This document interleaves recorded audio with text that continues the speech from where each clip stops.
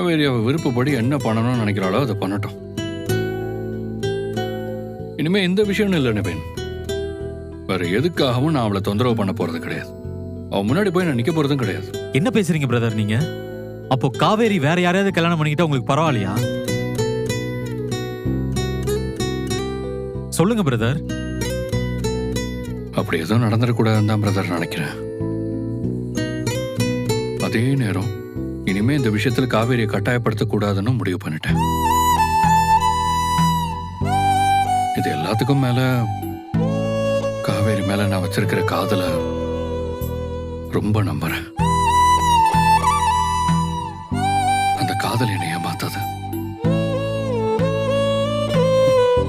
என் காவேரி என்கிட்ட இருந்து பிரிக்காம திரும்ப அவளை என் கூட சேர்த்து வச்சிரும் நான் நம்புறேன்.